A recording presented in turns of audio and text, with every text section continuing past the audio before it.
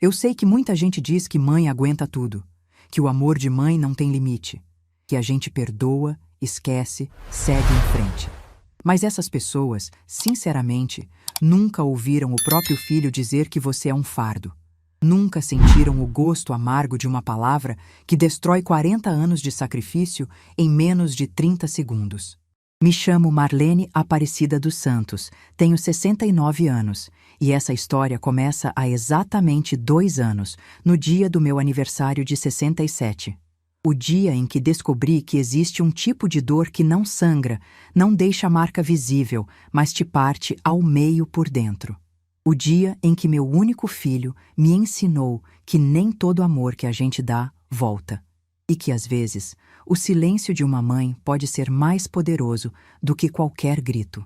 Era manhã de 14 de março. Eu tinha acordado às 5, como fazia há décadas, mas naquele dia não era para trabalhar. Era para preparar tudo com carinho. Na véspera, tinha ido à feira comprar laranjas frescas, aquelas bem maduras, com a casca brilhando no sol. Rodrigo sempre amou bolo de laranja. Desde criança, era o pedido dele todo aniversário, toda data especial. E eu nunca deixei de fazer. Às 6 da manhã, já estava na cozinha, ralando a casca das laranjas, sentindo aquele perfume cítrico tomar conta do ar. O apartamento estava em silêncio, só eu e o barulho da batedeira misturando os ingredientes. Enquanto preparava a massa, fui cantarolando baixinho uma música antiga que minha mãe cantava quando eu era pequena. Parece bobagem, mas naquele momento eu me sentia em paz. Feliz até. Lembro que enquanto batia a massa, fiquei pensando em como Rodrigo reagiria quando visse o bolo. Talvez ele sorrisse daquele jeito tímido que tinha desde criança. Talvez ele dissesse, "Nossa, mãe, você ainda lembra?" E eu diria que nunca esqueci, que uma mãe nunca esquece nada. Quando coloquei o bolo no forno, fui arrumar a mesa. Tirei do armário a toalha bordada que foi da minha mãe, aquela com flores azuis nas bordas que ela fez à mão quando eu era adolescente.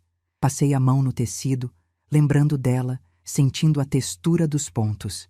Estendi na mesa com cuidado, como se estivesse preparando um altar. 2 pratos, 2 copos, 2 guardanapos, 2 jogos de talheres, mãe e filho, como sempre foi. Eu sabia que Rodrigo viria. Tinha mandado mensagem na semana anterior, perguntando se ele podia passar para tomar um café comigo no dia do meu aniversário. A resposta dele foi curta, seca. Vou ver. Mas eu conhecia meu filho. Pelo menos achava que conhecia. Ele sempre aparecia. Nem que fosse por meia hora, nem que fosse correndo, nem que fosse só para pegar um pedaço de bolo e ir embora dizendo que estava atrasado. Ele sempre vinha. Às 9 da manhã, o bolo já estava pronto. Dourado por cima, perfumado, exatamente como Rodrigo gostava. Tirei do forno com cuidado, coloquei no prato de vidro que uso só em ocasiões especiais e deixei esfriando na bancada. Depois fui me arrumar. Tomei banho demorado, lavei o cabelo, passei o creme que guardo para dias importantes. Escolhi uma blusa azul clara que Rodrigo tinha me dado no Dia das Mães há alguns anos. Pensei que ele ia gostar de me ver usando. Pensei que talvez ele nem lembrasse que tinha me dado aquela blusa, mas que eu lembrava. Eu sempre lembrava de tudo. Às 10h30, sentei na sala para esperar. O bolo estava na mesa, a casa estava cheirando a laranja, e eu estava arrumada como se fosse receber uma visita importante. Porque era. Meu filho era a pessoa mais importante da minha vida. O relógio foi passando. 10h40, 11h, 11h30. Comecei a ficar inquieta. Peguei o celular, olhei para a tela. Nenhuma mensagem, nenhuma ligação perdida. Pensei em ligar para ele, mas não quis parecer insistente. Débora, minha nora, sempre dizia que eu era grudenta demais, que eu sufocava Rodrigo com minhas ligações. Uma vez, ouvi ela dizendo isso para ele quando achava que eu não estava ouvindo. Sua mãe não te larga, Rodrigo. Parece que você ainda está no cordão umbilical. Ele não disse nada. Não me defendeu. Ficou em silêncio, e aquele silêncio me machucou mais do que qualquer palavra. Então fiquei quieta, esperando, como sempre fiz. Ao meio-dia, meu estômago já estava embrulhado de ansiedade. O bolo continuava intocado na mesa. As 2 cadeiras vazias pareciam me olhar com pena. Decidi esquentar um café, só para ter algo para fazer com as mãos. Estava enchendo a chaleira quando meu celular tocou. Era ele. Meu coração disparou. Larguei a chaleira na pia e corri para atender, quase tropeçando no tapete da cozinha. Atendi no primeiro toque, com a voz mais alegre que consegui. Oi, meu filho. O silêncio do outro lado durou apenas 2 segundos, mas pareceu uma eternidade.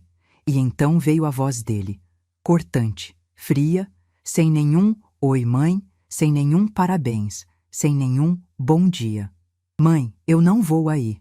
Meu sorriso congelou. Como assim, filho? Está tudo bem? Aconteceu alguma coisa? Não aconteceu nada. Eu só não vou. Para de me mandar mensagem perguntando as coisas. Para de ficar esperando que eu apareça. Para de agir como se eu te devesse alguma coisa. Senti minhas pernas fraquejarem. Me apoiei na bancada da cozinha, tentando entender o que estava acontecendo. Rodrigo, eu não entendo. Eu só queria... Ele não me deixou terminar. Você só queria o quê, mãe? Me controlar?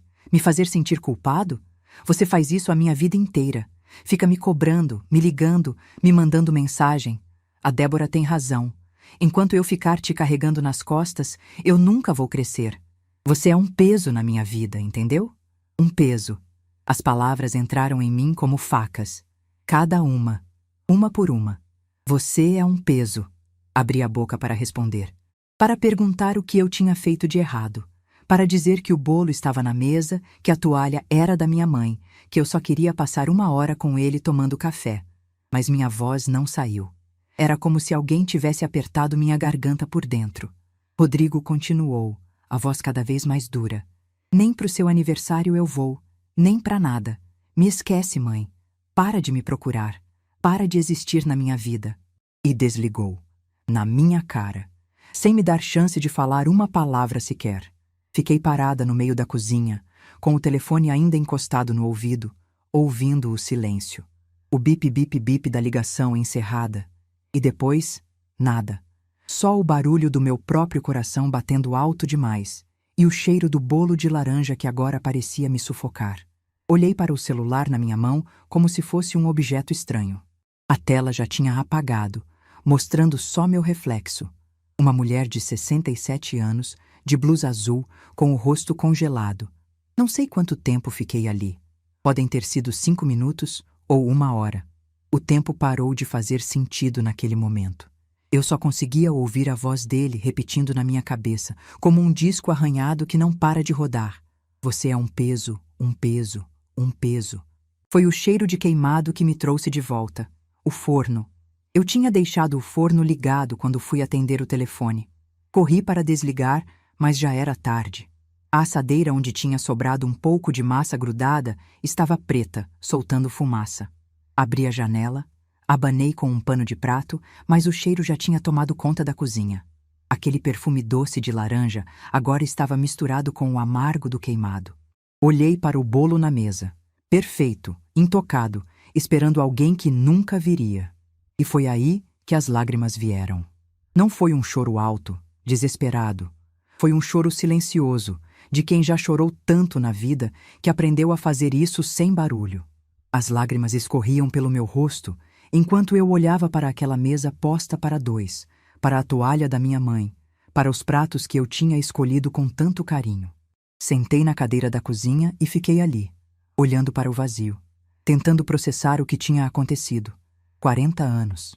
40 anos eu dediquei a Rodrigo. 40 anos acordando cedo, trabalhando até tarde, abrindo mão de tudo que era meu para dar tudo que era dele. 40 anos sendo mãe em tempo integral, mesmo quando não tinha mais forças, mesmo quando o corpo pedia descanso, mesmo quando a alma pedia um carinho que nunca veio. E agora eu era um peso, um fardo, algo que precisava ser carregado, tolerado, descartado. O sol foi mudando de posição, as sombras foram se movendo pela cozinha e eu continuei sentada. Não comi, não bebi, não liguei para ninguém. Fiquei ali, em silêncio, deixando a dor me atravessar. Quando o sol começou a se pôr, pintando o céu de laranja pela janela da cozinha, algo dentro de mim se moveu. Não foi raiva, não foi desespero. Foi algo mais profundo, mais antigo, uma clareza que veio de um lugar que eu não sabia que existia. Levantei da cadeira devagar. Minhas pernas estavam dormentes de tantas horas parada. Fui até a mesa e olhei para os 2 lugares postos: os pratos, os copos, os guardanapos. Estendi a mão e peguei o prato que era dele. Guardei no armário.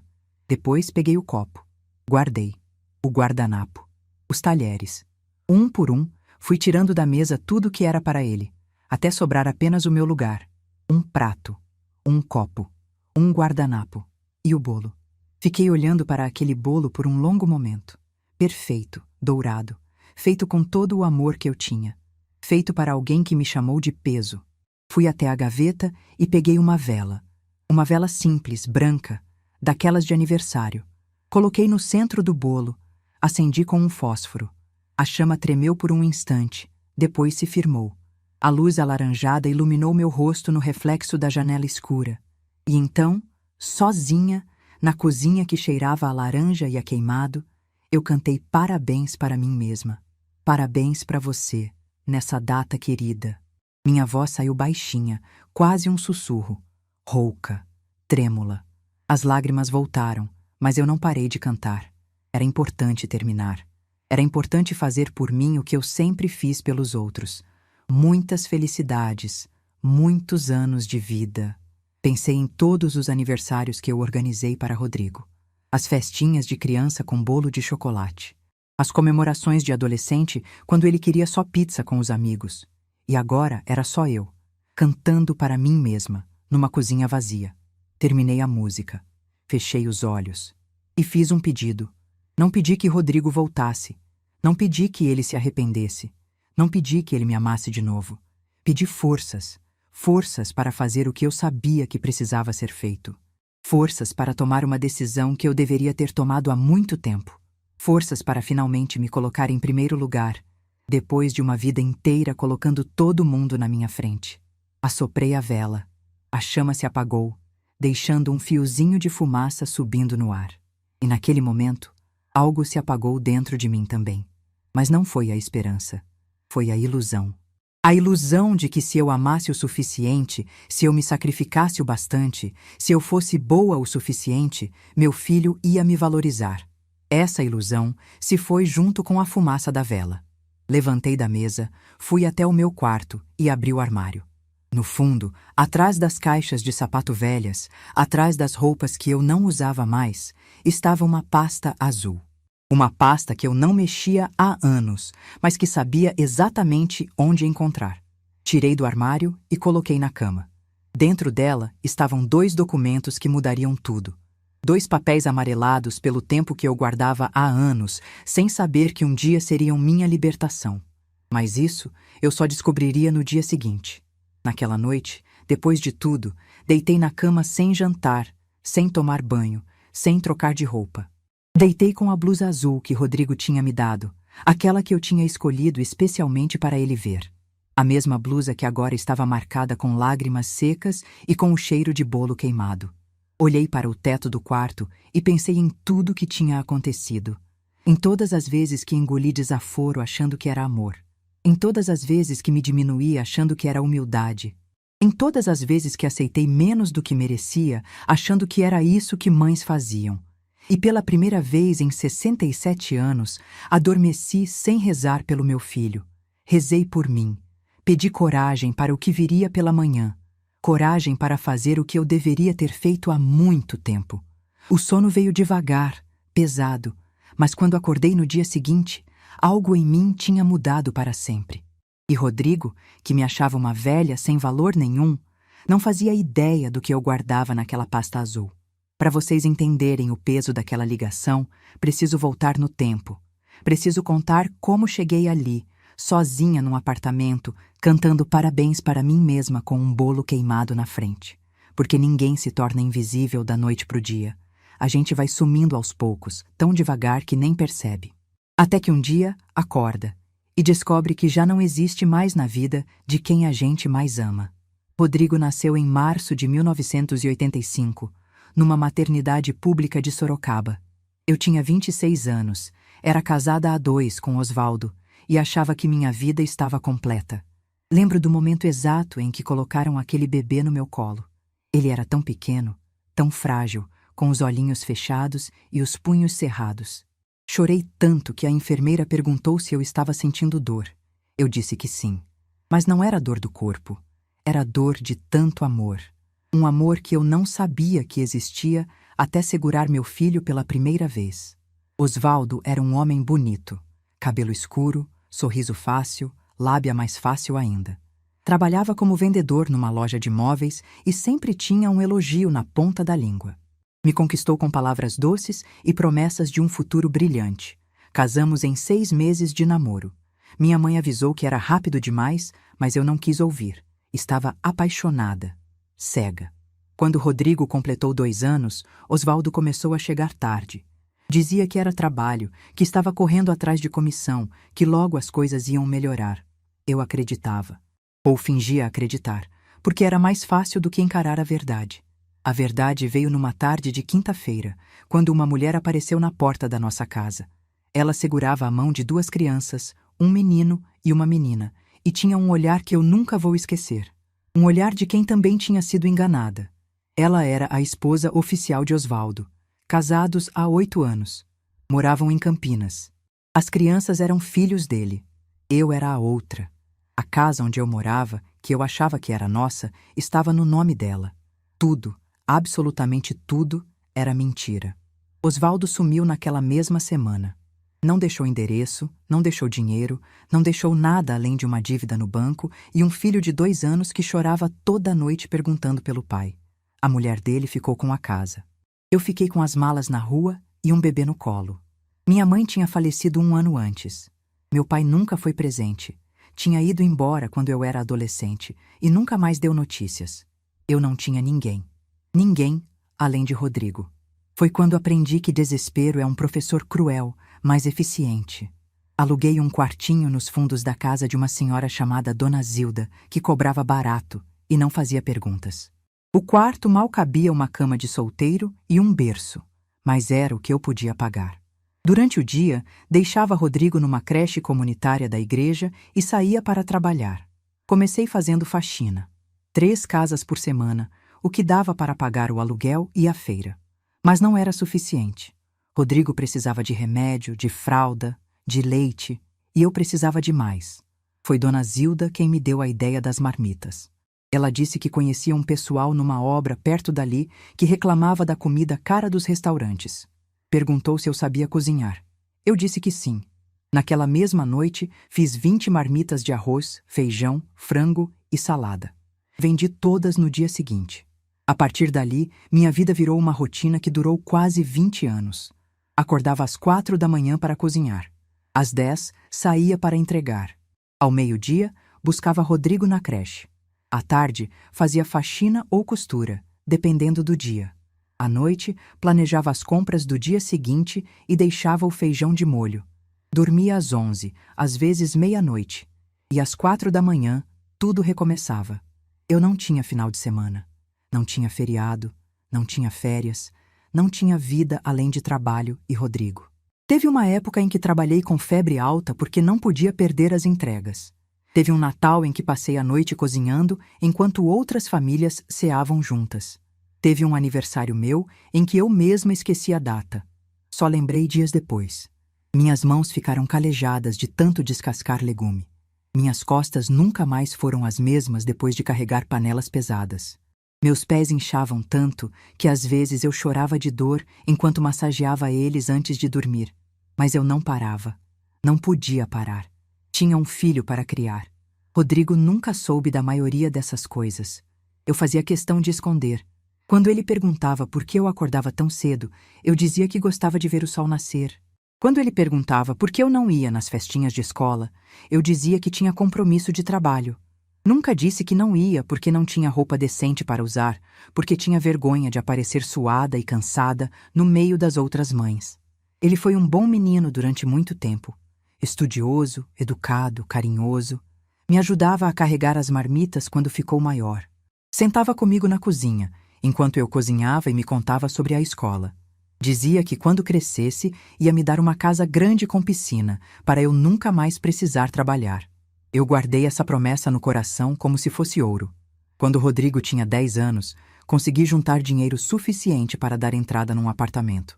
2 quartos, sala, cozinha, banheiro. Pequeno, simples, mas nosso. Financiei em 15 anos. A prestação era apertada, mas eu dava um jeito. Sempre dei um jeito. Ele cresceu, passou no vestibular, começou a faculdade de administração. Eu trabalhava o dobro para pagar a mensalidade. Teve um semestre, o terceiro, em que a mensalidade aumentou e eu não tinha como cobrir. Passei 4 meses almoçando arroz com ovo. Só arroz com ovo. Todo santo dia. Mas a faculdade dele foi paga em dia. Ele nunca soube. Foi na faculdade que Rodrigo conheceu Débora. A primeira vez que ele me falou dela, os olhos brilhavam de um jeito que eu nunca tinha visto. Disse que ela era linda, inteligente, estudava direito, vinha de família boa. Fiquei feliz por ele. De verdade, meu filho merecia alguém especial. Mas quando conheci Débora, algo dentro de mim gelou. Ela era bonita, isso era verdade. Arrumada, bem vestida, com aquele ar de quem nunca precisou se preocupar com dinheiro. Mas o jeito que ela olhava para mim, para o meu apartamento, para as minhas roupas simples, era um olhar que eu conhecia bem. O olhar de quem se acha melhor. Ela cumprimentou com um sorriso educado que não chegava aos olhos. Elogiou a comida que eu tinha preparado com tanto carinho, mas mal tocou no prato. Passou a visita inteira olhando ao redor, como se estivesse avaliando tudo e achando insuficiente. Quando foram embora, Rodrigo me perguntou o que eu tinha achado. Eu disse que ela parecia uma moça muito boa. Menti, porque era isso que mães faziam. Mentiam para não estragar a felicidade dos filhos. Eles namoraram por 3 anos. Durante esse tempo, eu tentei de tudo para me aproximar de Débora. Convidava para almoços, fazia os pratos que ela mencionava gostar, comprava presentes em datas especiais. Ela aceitava tudo com aquele sorriso educado e frio que nunca mudava.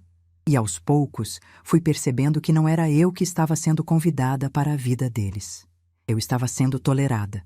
O casamento foi marcado para junho de 2012. Quando Rodrigo me contou, fiquei radiante. Meu filho ia casar, ia construir uma família. Perguntei como podia ajudar, o que precisava fazer, se queriam fazer a festa no salão da igreja que eu frequentava. A resposta veio pela boca de Débora, alguns dias depois. Dona Marlene, a gente já resolveu tudo. O casamento vai ser no clube dos pais do meu pai. A senhora só precisa aparecer no dia. Só precisava aparecer. Como se eu fosse uma convidada qualquer. Como se eu não fosse a mãe do noivo. Como se eu não tivesse criado aquele homem sozinha, sem ajuda de ninguém. Engoli a mágoa e perguntei se podia pelo menos ajudar com os custos. Rodrigo, constrangido, disse que os pais de Débora estavam pagando a maior parte, mas que ainda faltava cobrir algumas coisas. O buffet, o DJ, as lembrancinhas. Perguntei quanto era. Ele disse um valor que me fez perder o ar. 42 mil reais. Era tudo que eu tinha.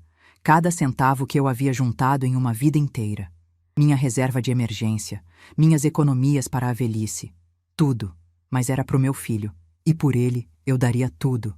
Dei. No dia do casamento, cheguei cedo para ajudar. Mas não tinha o que ajudar. Tudo já estava pronto. Organizado por uma equipe de cerimonial que Débora tinha contratado. Fui direcionada para meu lugar. 3ª fileira, lado esquerdo, atrás de tios e primos que eu nem conhecia. Os pais de Débora estavam na 1ª fileira, sorrindo para os fotógrafos, cumprimentando os convidados importantes. Eu fiquei sentada no meu canto, com meu vestido comprado em liquidação, tentando não parecer deslocada. Quando Rodrigo entrou, meu coração encheu de orgulho. Ele estava lindo de terno, nervoso, feliz. Olhei para aquele homem e vi o menino que eu tinha criado. O bebê que eu segurei naquela maternidade pública. O garotinho que prometeu me dar uma casa com piscina. Ele passou por mim sem olhar. Os olhos dele estavam fixos em Débora, que entrava pela outra porta, deslumbrante de branco. Eu não existia mais. Naquele momento, ali na 3ª fileira, eu entendi que tinha perdido meu filho. Só não sabia ainda o quanto. Na hora dos cumprimentos, depois da cerimônia, eu esperei na fila como todo mundo. Quando chegou minha vez, abracei meu filho com toda a força que tinha. Ele retribuiu com um abraço rápido, distraído, já olhando para o próximo convidado. Débora me deu 2 beijinhos no rosto e disse: "Obrigada por vir, Dona Marlene. Obrigada por vir." Como se eu fosse uma vizinha distante. como se eu não tivesse dado tudo o que tinha para aquele casamento acontecer. Fui embora antes do bolo ser cortado. Disse que estava com dor de cabeça. Ninguém insistiu para eu ficar. Depois do casamento, as coisas só pioraram. Rodrigo me ligava cada vez menos. Quando eu ligava, ele sempre estava ocupado, sempre com pressa, sempre prometendo que ia me visitar qualquer dia desses. Os dias passavam, as semanas viravam meses, e eu continuava esperando. 3 anos depois do casamento, ele apareceu no meu apartamento com uma proposta. Ele e Débora queriam comprar um apartamento maior, mas não tinham o valor da entrada. 80 mil reais. Perguntou se eu podia emprestar. Eu não tinha 80 mil reais. Mas tinha meu apartamento. O apartamento que eu havia comprado com 20 anos de marmitas e faxinas. O apartamento que era minha única segurança. Fui ao banco e fiz um empréstimo com o imóvel como garantia. Assinei papéis que mal entendi. Concordei com juros que me assustaram. Tudo porque meu filho precisava. Dei os 80 mil.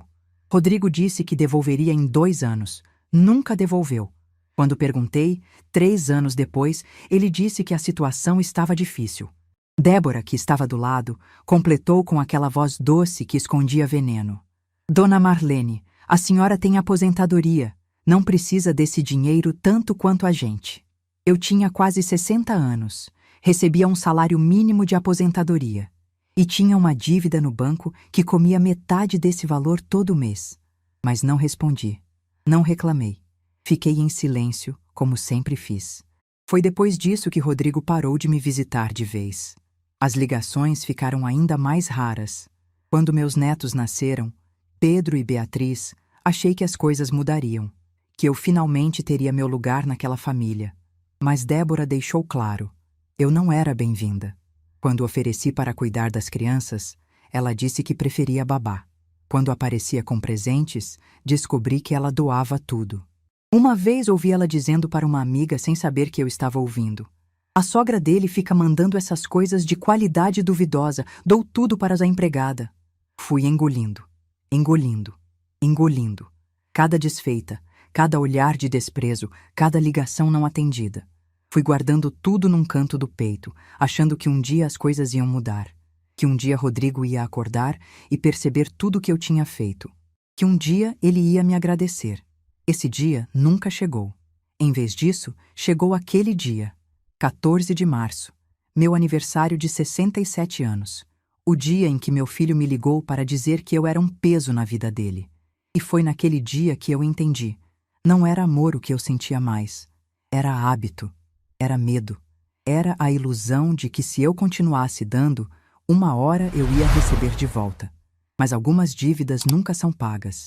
E alguns filhos nunca aprendem a ser gratos, a não ser que alguém ensine. E naquela manhã seguinte, às 8 horas, eu peguei a pasta azul, coloquei na bolsa e saí de casa em direção ao cartório. Estava na hora de dar a maior lição da minha vida. Acordei no dia 15 de março com uma clareza que eu não sentia há anos. Era como se a dor do dia anterior tivesse queimado alguma coisa dentro de mim, e no lugar das cinzas tivesse nascido uma mulher que eu não conhecia. Uma mulher que finalmente tinha entendido que não dava mais para viver esperando o amor de quem só sabia cobrar. Levantei da cama às 6 da manhã. O apartamento ainda estava em silêncio, com aquele cheiro residual de bolo queimado que teimava em ficar. Fui até a cozinha e olhei para a mesa. O bolo de laranja continuava lá, intocado, com a vela derretida no centro. Não tive coragem de jogar fora. Ainda não. Tomei um banho demorado, deixando a água quente escorrer pelas minhas costas doloridas. Enquanto a água caía, fui pensando em tudo o que precisava fazer. Pela primeira vez em muito tempo, eu tinha um plano. Um plano que era só meu. Me vesti com cuidado. Escolhi uma roupa simples, mas digna. Uma calça social preta, uma blusa de botão cinza, sapatos fechados. Parecia que eu estava me preparando para uma reunião importante. E, de certa forma, estava.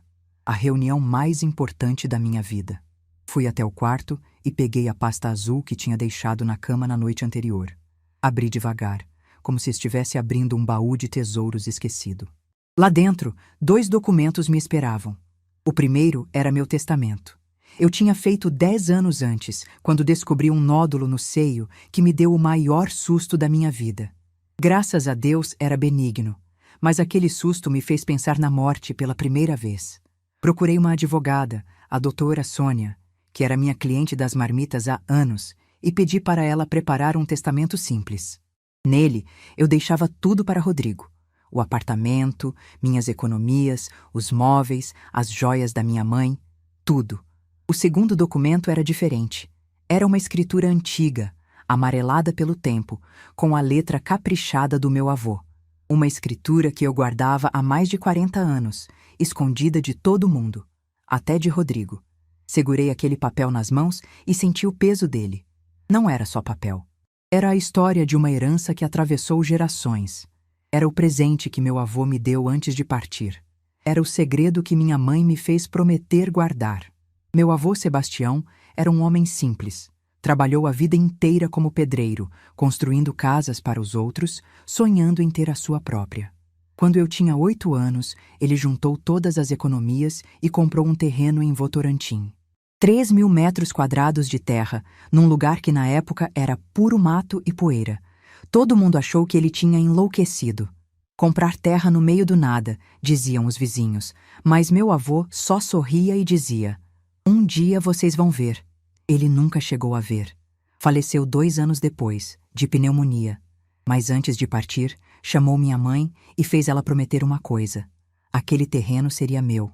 Não dos meus irmãos, não de ninguém. Meu. Porque eu era a única neta que sentava no colo dele para ouvir histórias, a única que levava água para ele quando trabalhava no sol. Minha mãe cumpriu a promessa.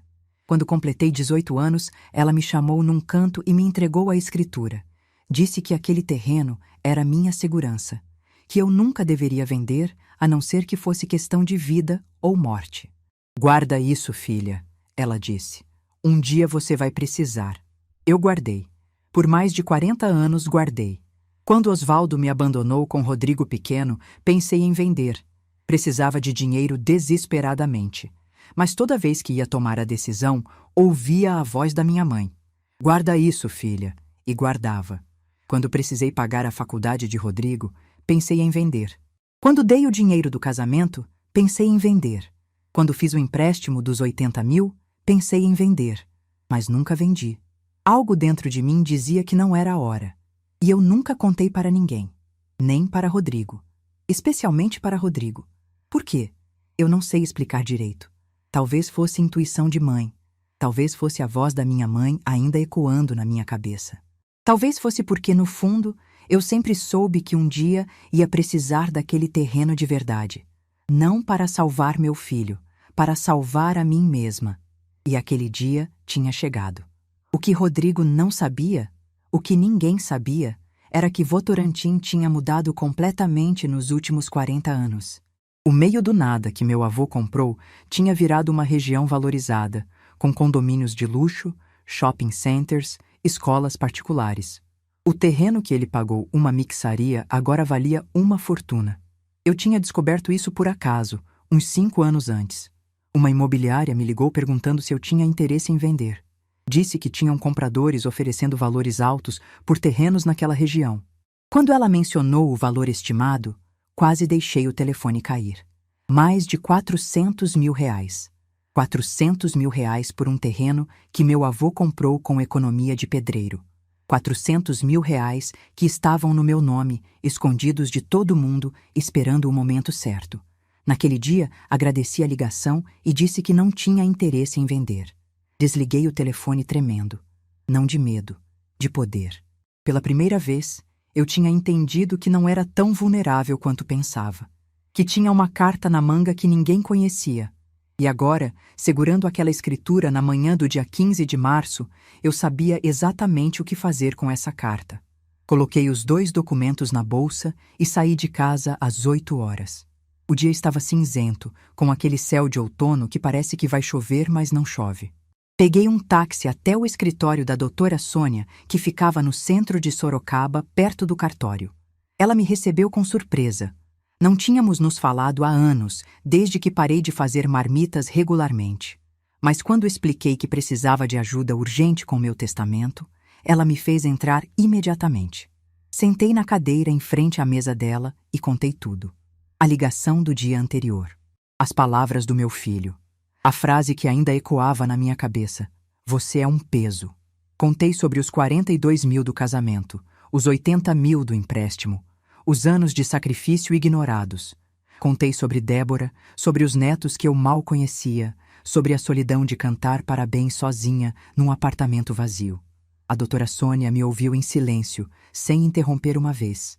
Quando terminei, ela tirou os óculos, passou a mão nos olhos e disse: Dona Marlene, eu sinto muito. Ninguém merece passar por isso.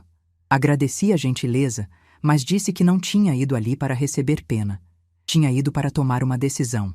Tirei os documentos da bolsa e coloquei na mesa. O testamento antigo e a escritura do terreno. Expliquei que queria fazer um novo testamento. Um testamento onde Rodrigo não herdaria absolutamente nada. A doutora Sônia olhou para mim por um longo momento. Perguntou se eu tinha certeza. Perguntou se não queria esperar alguns dias, deixar a poeira baixar, pensar melhor. Disse que decisões tomadas no calor da emoção às vezes são precipitadas. Olhei nos olhos dela e respondi: Doutora, eu passei 40 anos tomando decisões com a cabeça fria. 40 anos engolindo desaforo, fingindo que estava tudo bem, esperando que as coisas melhorassem sozinhas. E onde eu estou agora? Sozinha num apartamento, sendo chamada de peso pelo filho que eu criei. Fiz uma pausa e continuei. Essa não é uma decisão do calor da emoção. Essa é a primeira decisão verdadeiramente minha que eu tomo em décadas. E eu nunca tive tanta certeza de nada na minha vida. A doutora Sônia assentiu devagar. Pegou um bloco de anotações e perguntou como eu queria dividir meus bens. Eu já tinha pensado nisso a noite inteira.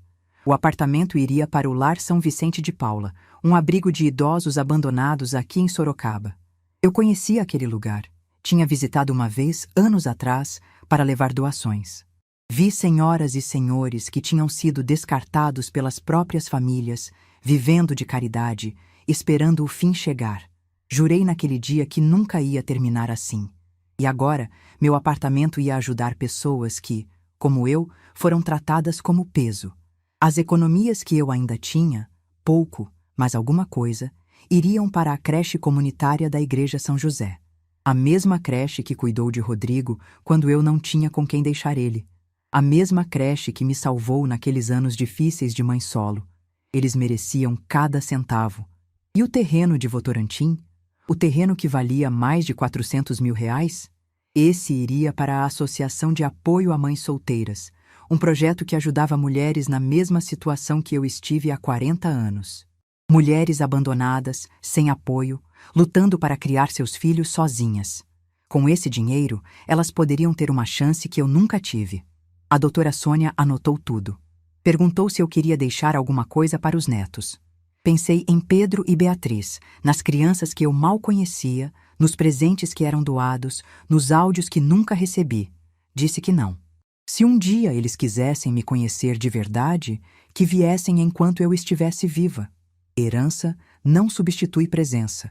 E eu estava cansada de ser lembrada só quando convinha. A doutora Sônia preparou o documento em menos de 2 horas. Leu cada linha em voz alta para mim. Explicou cada termo jurídico. Me mostrou onde assinar.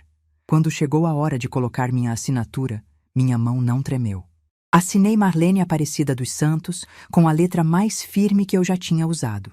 E ao lado da assinatura, a data, 15 de março. Um dia depois do meu aniversário. Um dia depois de ser chamada de peso. Fomos juntas até o cartório para registrar. O funcionário que me atendeu era um rapaz jovem, simpático. Carimbou, assinou, me deu a via original e explicou os procedimentos. E então disse algo que mudou tudo. Dona Marlene, a senhora sabe que os herdeiros do testamento anterior serão notificados dessa alteração, né? Eu não sabia. Olhei para a doutora Sônia, que confirmou. Era procedimento padrão. Quando um testamento registrado é alterado, as pessoas que constavam como herdeiros no documento anterior recebem uma notificação do cartório. Uma carta oficial informando que foram removidos. Rodrigo ia receber uma carta. Uma carta dizendo que não era mais meu herdeiro. Uma carta com a data de 15 de março. Ele ia saber. Ia saber exatamente quando eu tomei essa decisão. Ia saber que foi no dia seguinte à ligação dele. Ia saber que cada palavra que ele disse teve consequência. Por um instante, pensei em mudar de ideia. Pensei em pedir para não enviar a notificação, para manter tudo em segredo até eu partir. Mas então lembrei da voz dele no telefone. Você é um peso. Me esquece. Para de existir na minha vida. Olhei para o funcionário e disse: pode enviar. Saí do cartório com a via do testamento na bolsa e uma sensação estranha no peito. Não era arrependimento. Não era medo. Era algo que eu não sentia há muito tempo. Era liberdade. Pela primeira vez em 40 anos, eu tinha feito algo por mim. Não pelo meu filho, não pela minha família, não para agradar ninguém. Por mim. Pela Marlene que foi esquecida no meio de tantos sacrifícios. Pela mulher que achou que amor significava se anular.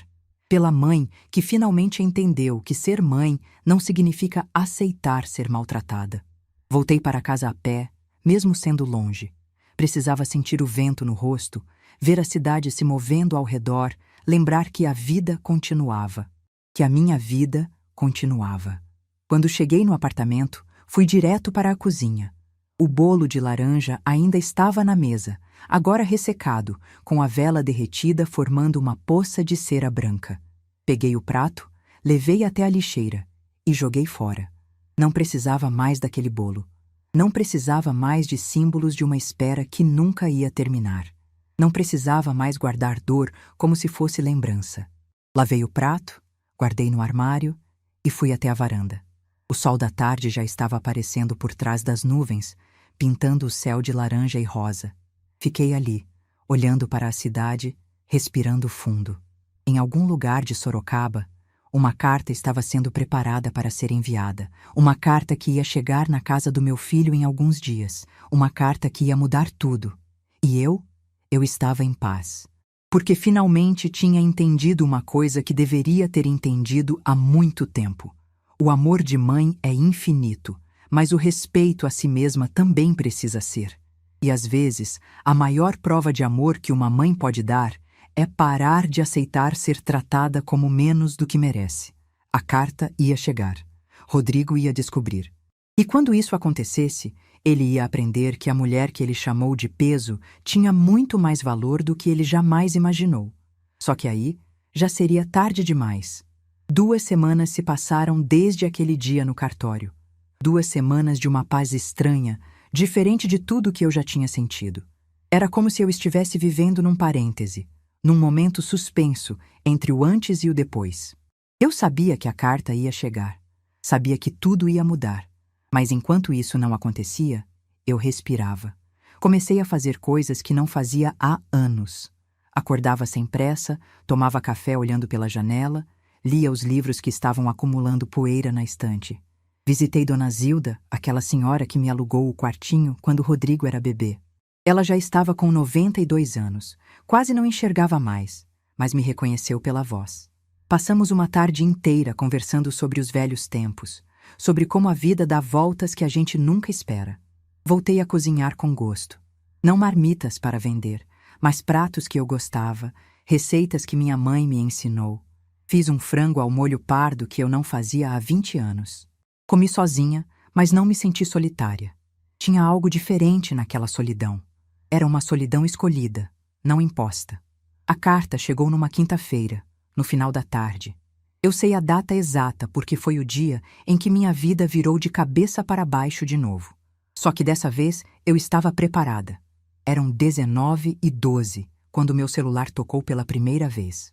Eu estava na cozinha, lavando a louça do jantar, ouvindo uma rádio antiga que tocava músicas da minha juventude. Sequei as mãos no pano de prato e fui até a sala ver quem era. Rodrigo. Olhei para o nome dele piscando na tela e senti meu coração apertar. Não de medo, de certeza. A carta tinha chegado. Deixei tocar até parar. Não atendi. 2 minutos depois, tocou de novo. O mesmo nome. A mesma foto dele sorrindo que eu tinha colocado há anos no contato. Deixei tocar. Não atendi. Na terceira ligação, chegou uma mensagem junto. Mãe, atende o telefone. Na quarta, mãe, pelo amor de Deus, a gente precisa conversar. Na quinta, mãe, que história é essa de testamento? Me liga. Fui até a cozinha, desliguei o rádio e voltei para a sala. Sentei no sofá com o celular na mão, olhando as ligações entrarem uma atrás da outra. O telefone vibrava, tocava, parava, vibrava de novo. Era como um coração desesperado batendo na palma da minha mão. As mensagens foram ficando mais longas, mais urgentes. Mãe, eu sei que você está com raiva, mas isso é loucura. Você não pode fazer isso. Mãe, a Débora está surtando aqui. Ela disse que você está senil, que a gente vai processar. Mãe, atende esse telefone agora. Li cada mensagem em silêncio. Não respondi nenhuma. Às 20 horas, Débora começou a ligar. O nome dela aparecia na tela com uma frequência irritante, intercalando com as ligações de Rodrigo. As mensagens dela eram diferentes, mais frias, mais ameaçadoras. Dona Marlene, a senhora está cometendo um erro grave. Isso pode ser considerado abuso financeiro de idoso, ao contrário. Vamos acionar nossos advogados. A senhora não está em condições mentais de tomar esse tipo de decisão. Vamos provar isso na justiça. A senhora está destruindo sua família por orgulho. Pense nos seus netos. Ah, os netos. Eu sabia que eles iam usar os netos. Às 21 horas, chegaram os áudios. Primeiro de Pedro, meu neto mais velho. A voz dele estava chorosa, ensaiada, claramente lendo um roteiro que alguém tinha preparado. Vovó, por que você está com raiva da gente? A gente te ama, vovó. Por favor, não faz isso. A mamãe disse que você não quer mais ver a gente. É verdade, vovó? Depois veio o áudio de Beatriz, minha netinha de 7 anos, com aquela voz fininha que sempre me derretia. Vovó, eu fiz um desenho para você. É uma casa com flores. Você quer ver, vovó? Por que você não vem mais aqui? Esses áudios foram os mais difíceis. Senti as lágrimas querendo vir. A vontade de ligar de volta, de explicar que não era com eles que eu estava com raiva. Mas eu sabia o que estavam fazendo. Estavam usando as crianças como armas. Estavam manipulando meus netos para me manipular. Não respondi. As ligações continuaram a noite inteira. Eu fiquei ali, sentada no sofá, com o celular na mesinha de centro, olhando ele vibrar sem parar. Cada ligação que eu não atendia era uma escolha. Cada silêncio era uma resposta. Às 22 horas, os pais de Débora entraram na dança. O número deles, que eu tinha salvo mas nunca usava, apareceu na tela. A mensagem que veio junto era curta e venenosa. Marlene, você sempre foi uma pessoa limitada, mas isso é baixo até para você. Velha ingrata. Velha ingrata. Era assim que eles me viam. A mulher que tinha dado tudo pelo filho agora era uma velha ingrata. Bloqueei o número deles. Não precisava ouvir mais nada daquela gente. Às 23 horas, Rodrigo mandou um áudio longo, quase 5 minutos. A voz dele estava diferente, não era mais raiva, era desespero. Mãe, por favor, me escuta. Eu sei que eu errei. Eu sei que não devia ter dito aquelas coisas no dia do seu aniversário. Mas você precisa entender, a Débora fica no meu ouvido o tempo inteiro, falando que você me atrasa, que você é um peso, que eu preciso cortar o cordão. Eu sei que não é verdade, mãe. Eu sei o quanto você fez por mim. Mas essa história do testamento, você não pode fazer isso. É tudo que eu tenho, mãe. É a minha herança. Você não pode dar para estranhos o que é meu por direito. O que é dele por direito. Escutei essa frase 3 vezes. O que é dele por direito. Como se os 40 anos que eu trabalhei, as noites que eu passei em claro, o apartamento que eu comprei com meu suor, o terreno que meu avô deixou para mim, como se tudo isso fosse dele por direito. Não respondi. À meia-noite, as ligações diminuíram um pouco. Rodrigo devia estar cansado, ou Débora tinha mandado ele parar. Mas às 2 da manhã, recomeçaram. Ele devia ter acordado no meio da noite, olhado para o teto e lembrado que a mãe dele tinha acabado de deserdar ele. Mãe, eu não consigo dormir. Me atende, por favor. Uma ligação só. Me deixa explicar. Não atendi. Às 3 da manhã, a última mensagem da noite. Eu vou aí amanhã. Você vai ter que me ouvir. Desliguei o celular e fui dormir. No dia seguinte, acordei às 9. Tinha dormido pesado, o sono de quem finalmente não deve nada para ninguém. Liguei o celular e vi o estrago. 47 ligações perdidas. 47 vezes meu filho tinha tentado me alcançar. 47 vezes o telefone tocou no vazio. 47 vezes eu escolhi o silêncio. Tomei café sem pressa, tomei banho, me arrumei. Sabia que Rodrigo viria. Estava me preparando para o confronto que eu sabia que ia acontecer. Ele chegou às 11 da manhã. Escutei o interfone tocar e atendi sabendo que era ele. A voz dele estava rouca, cansada. Mãe, sou eu. Abre, por favor. Abri o portão e esperei. Quando ele apareceu na porta do apartamento, levei um susto. Meu filho estava irreconhecível. Olheiras fundas, barba por fazer, roupa amassada como se tivesse dormido vestido. Os olhos estavam vermelhos, inchados. Ele parecia ter envelhecido 10 anos em 2 semanas. Por um instante, meu coração de mãe quis abraçar ele, dizer que estava tudo bem, que a gente ia resolver. Mas então eu lembrei. Lembrei das palavras. Lembrei do desprezo. Lembrei do "você é um peso". Abri a porta e disse apenas: "Entra". Ele entrou cambaleando, como se as pernas não aguentassem mais o peso do corpo. Foi direto para o sofá e desabou. Ficou ali, com a cabeça entre as mãos, respirando fundo. Fui até a cozinha e fiz café. Agi como se fosse uma visita qualquer, como se não tivesse acontecido nada. Coloquei a xícara na frente dele e sentei na poltrona em frente ao sofá. O silêncio durou quase 5 minutos. Ele tomando café, eu esperando. Até que ele finalmente olhou para mim e começou a falar. "Mãe, me perdoa". Não respondi. Esperei. Eu sei que eu errei. Eu sei que não devia ter dito aquilo. Foi a Débora, mãe. Ela fica colocando coisas na minha cabeça. Ela disse que você me sufoca, que você não deixa eu crescer, que eu preciso me libertar de você. Eu fui fraco, mãe. Eu deixei ela falar aquelas coisas e repeti sem pensar. Continuei em silêncio. Mas você não pode fazer isso comigo, mãe. Eu sou seu único filho. Tudo que você tem é meu por direito. Você trabalhou a vida inteira para me dar um futuro. E agora vai dar tudo para estranhos? Isso não faz sentido. Aí eu não aguentei.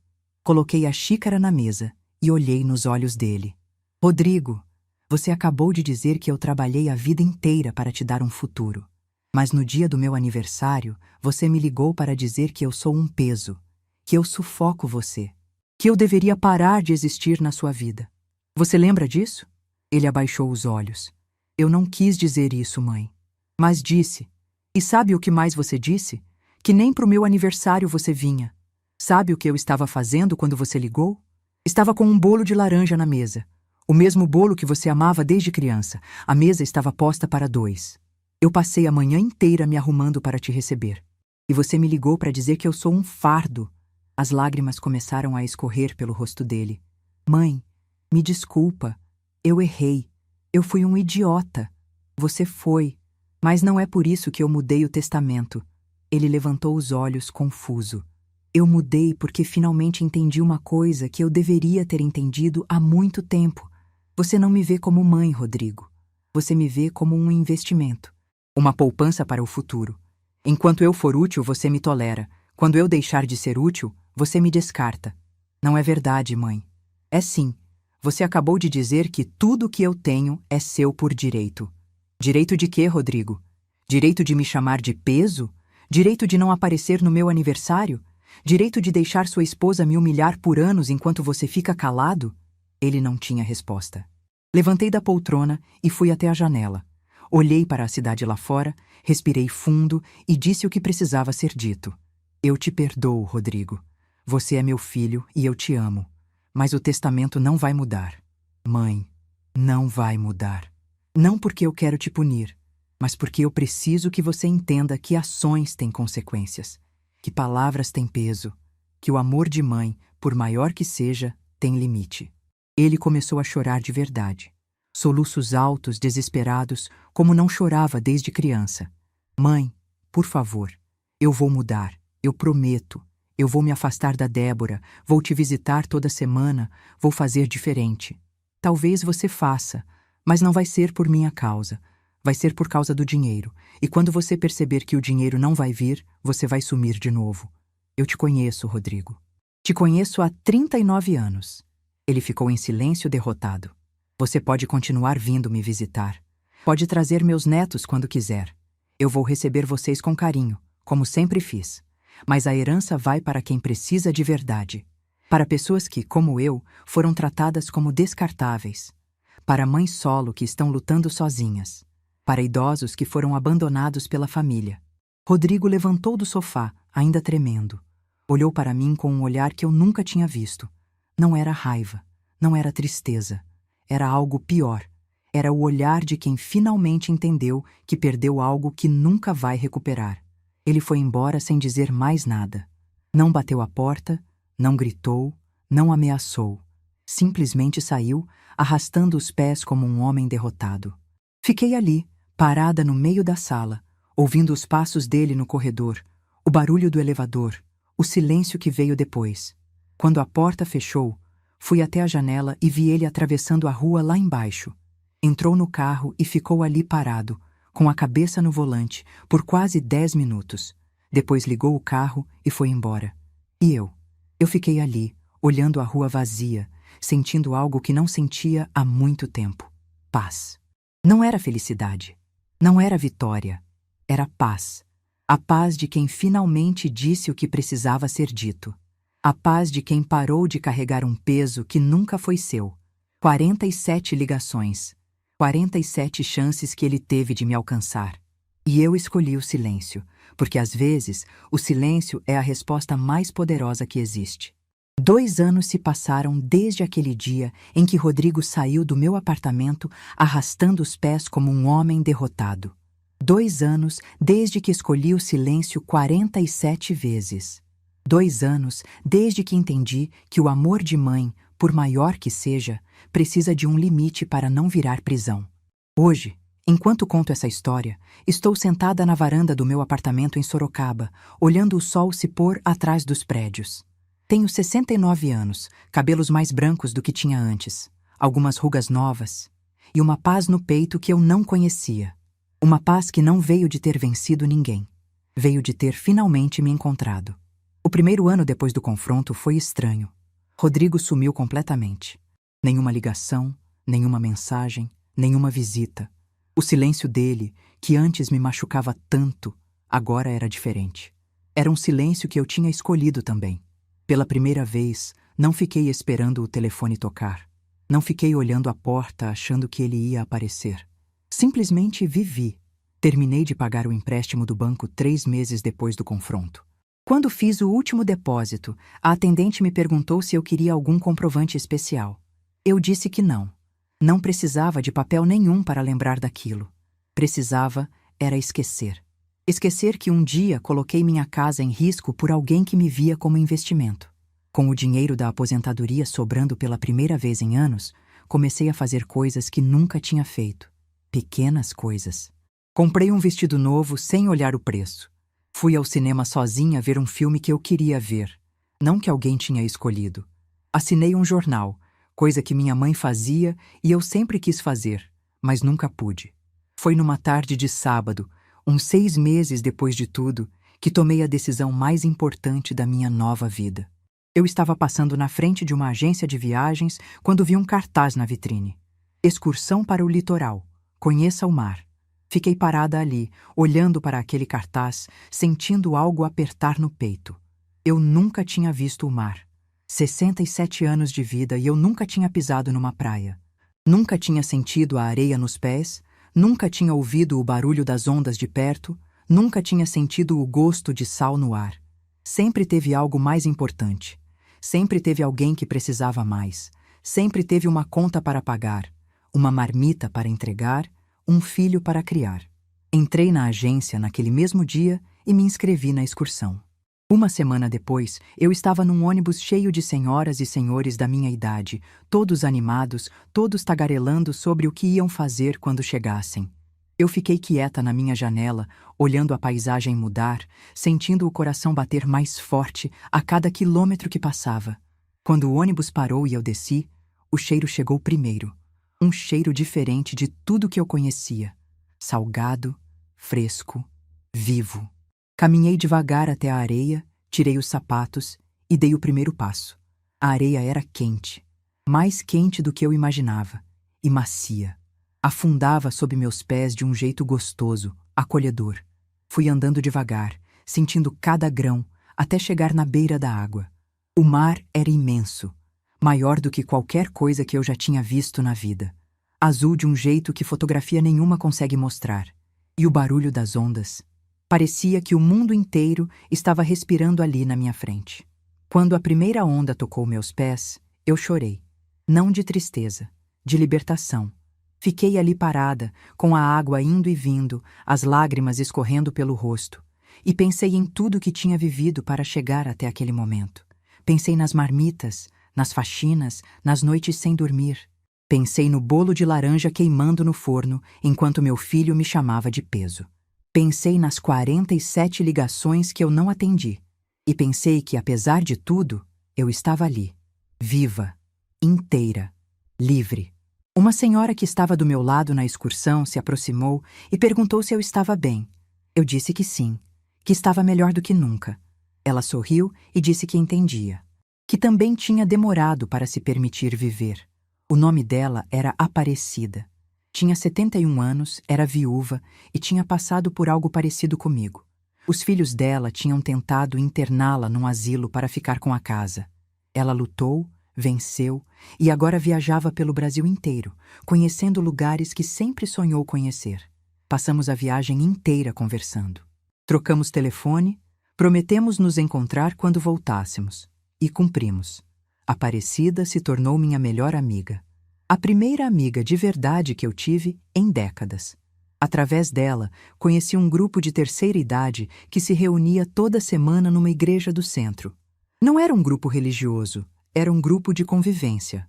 Senhoras e senhores que se juntavam para conversar, fazer artesanato, jogar baralho, organizar passeios, pessoas que, como eu, tinham descoberto tarde que a vida não acaba quando os filhos crescem. Comecei a frequentar toda quarta-feira. No início, ficava mais calada, ouvindo as histórias dos outros. Histórias de abandono, de ingratidão, de filhos que só apareciam quando precisavam de dinheiro. Histórias que pareciam cópias da minha, com nomes diferentes e detalhes diferentes, mas com a mesma dor no fundo. Mas aos poucos fui me abrindo. Contei minha história para o grupo numa tarde chuvosa de julho, e quando terminei, tinha mais da metade das pessoas chorando. Não de pena, de identificação. Uma senhora chamada Dona Teresa veio me abraçar e disse: "Minha filha, você fez o que eu nunca tive coragem de fazer." Descobri que minha história não era única. Descobri que tinha muita gente ali que tinha passado pelo mesmo que eu. Filhos ingratos, noras que afastavam, netos que eram usados como armas. O abandono afetivo de idosos é uma epidemia silenciosa. Ninguém fala.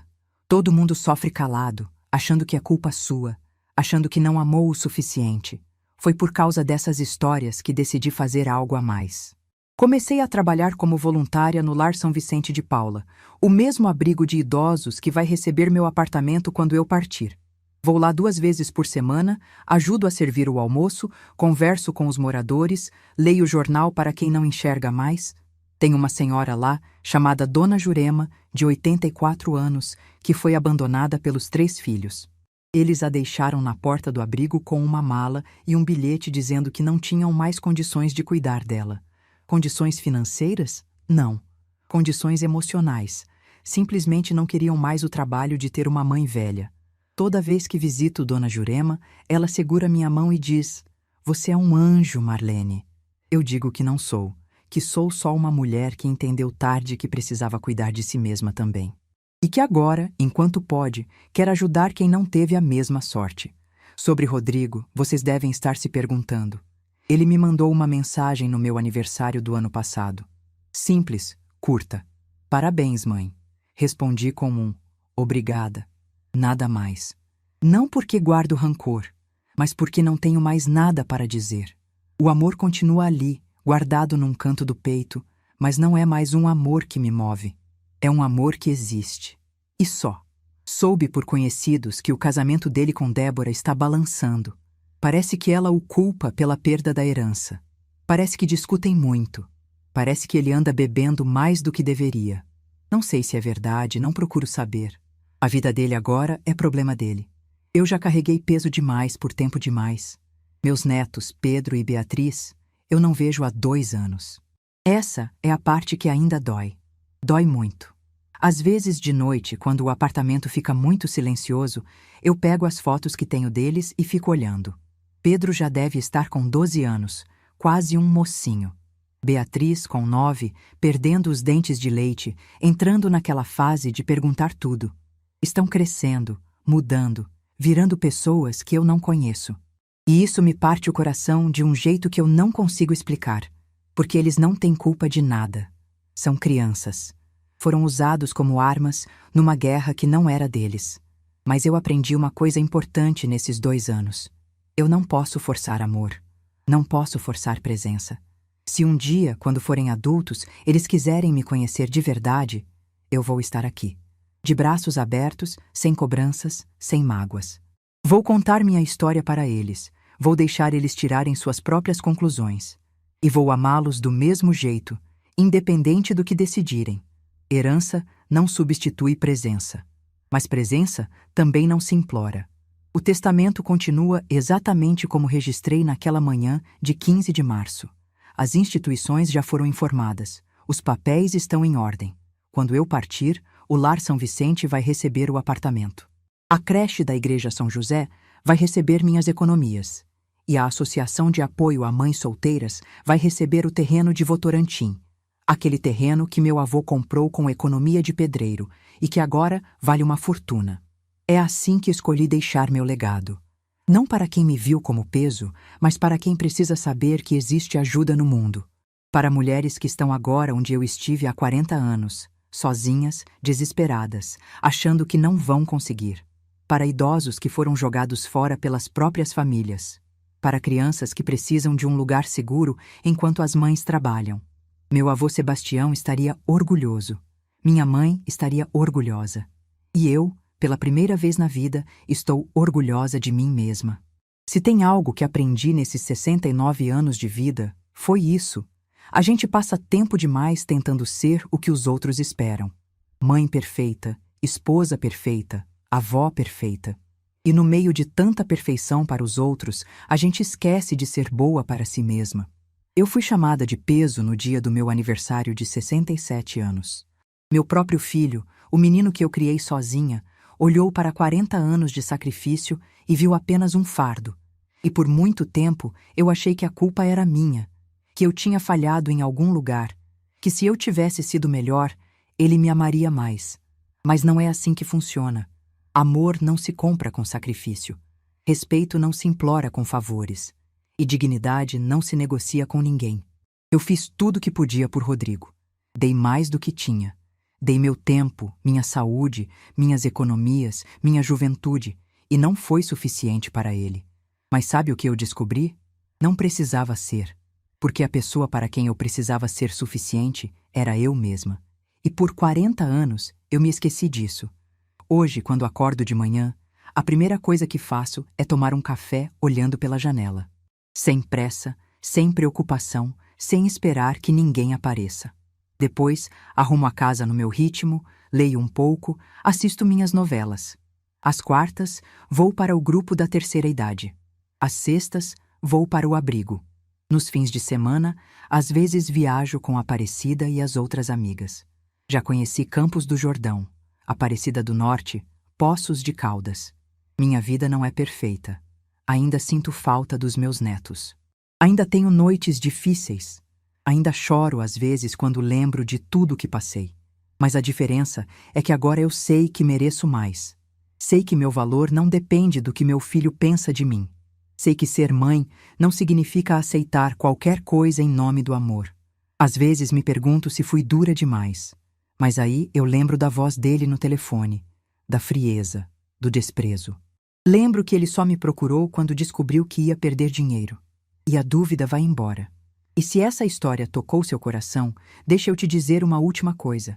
Se você está passando por algo parecido, se você está sendo tratada como peso por alguém que deveria te valorizar, saiba que não é sua culpa. Saiba que você merece respeito. Saiba que existe vida depois de soltar quem não te segura. Eu cantei parabéns sozinha num bolo queimado aos 67 anos. Foi o momento mais triste e mais libertador da minha vida.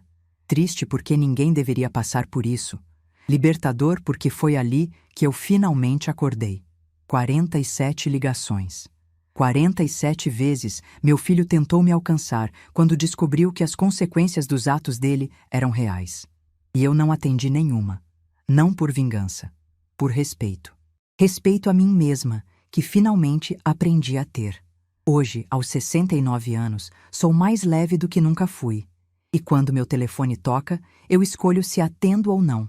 Porque agora, pela primeira vez na vida, quem decide o que eu carrego sou eu. Se essa história tocou seu coração, deixe seu like, se inscreva no canal e comente aqui embaixo. No meu lugar, o que você faria? Sua mensagem pode iluminar o dia de alguém.